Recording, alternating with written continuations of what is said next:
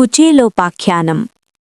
పరీక్షిత్తు మహారాజు సుఖమహర్షిని ఇలా అడిగారు: మునీంద్రా, హరిని పూజించే చేతులే చేతులు, ఆయనకు నమస్కరించే శిరస్సే శిరస్సు, ఆ దేవుణ్ణి చూచే కన్నులే కన్నులు, ఆ స్వామిని పొగడే నోరే నోరు, మధువైరి కథలను వినే చెవులే చెవులు. ఓ మునీంద్రా, శ్రీహరి వెలసిన తీర్థాలను సేవించి ధన్యుడైన భాగవతుని అంగములే అంగములు. ఆ పరమాత్ముణ్ణి తెలుసుకొనే మార్గం నాకు విశదీకరించి చెప్పాలని కోరుతున్నాను.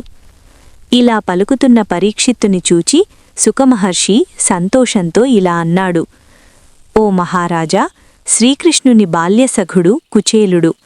ఆ బ్రాహ్మణోత్తముడు అభిమానధనుడు, విజ్ఞానవంతుడు, రాగద్వేషాలు లేనివాడు, పరమశాంతమూర్తి, ధర్మతత్పరుడు, జితేంద్రియుడు, బ్రహ్మజ్ఞాన సంపన్నుడు. తన గృహంలో దారిద్ర్యం దారుళంగా తాండవిస్తున్నా ఎవరినీ దీనంగా యాచించి ఎరుగడు.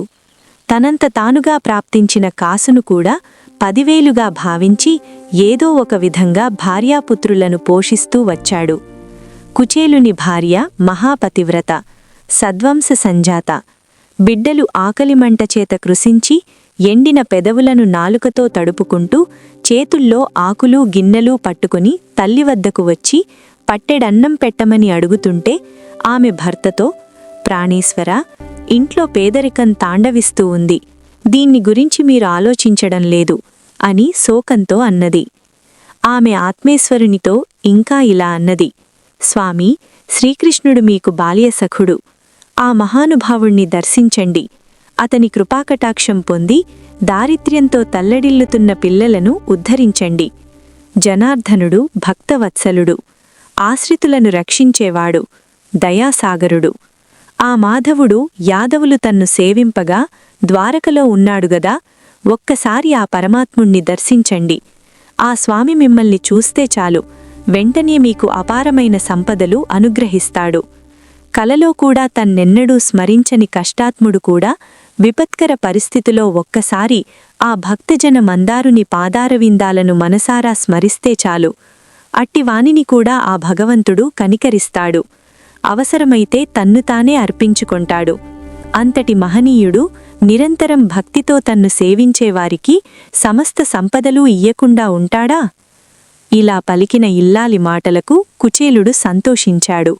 శ్రీకృష్ణుణ్ణి చూడటానికి వెళ్లడం ఇహపర సాధనమని తలంచాడు. కుచేలుడు తన ఇల్లాలితో: నీవన్నట్లు శ్రీకృష్ణుణ్ణి ఆశ్రయించడం పరమ కళ్యాణప్రదమే. అయినా ఆయన దగ్గరకు వెళ్లేటప్పుడు ఆయనకు ఏదైనా కానుక తీసుకొని పోవడం బాగుంటుంది కదా అన్నాడు. కుచేలుని భార్య భర్త అభిప్రాయంతో ఏకీభవించింది. అతని చినిగిన వస్త్రపు కొంగులో అటుకులు కొన్ని ముడివేసి ప్రేమతో ప్రయాణానికి సిద్ధం చేసింది. కుచేలుడు గోవింద దర్శనోత్సాహంతో బయలుదేరాడు.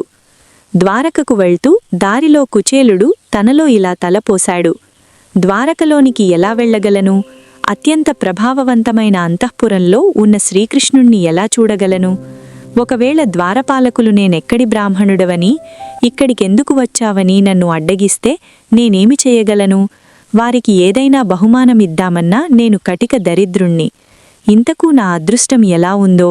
అయినా ఆ కృష్ణుని అనుగ్రహమే అన్నిటికీ మూలం. ఆ స్వామి నన్నెందుకు ఉపేక్షిస్తాడు? ఇలా అనుకుంటూ కుచేలుడు రాజమార్గాన్ని బట్టి ముందుకు సాగిపోయాడు. కుచేలుడు అలా వెళ్లి కొన్ని వీధులు గడచి అక్కడ వేలకొలది అంగణలతో ప్రకాశిస్తున్న సుందర సమున్నత మణిమయ స్వర్ణ సౌధాలను చూచి కుచేలుడు పరమానందం చెందాడు. అతని కళ్లల్లో ఆనంద బాష్పాలు జాలువారాయి.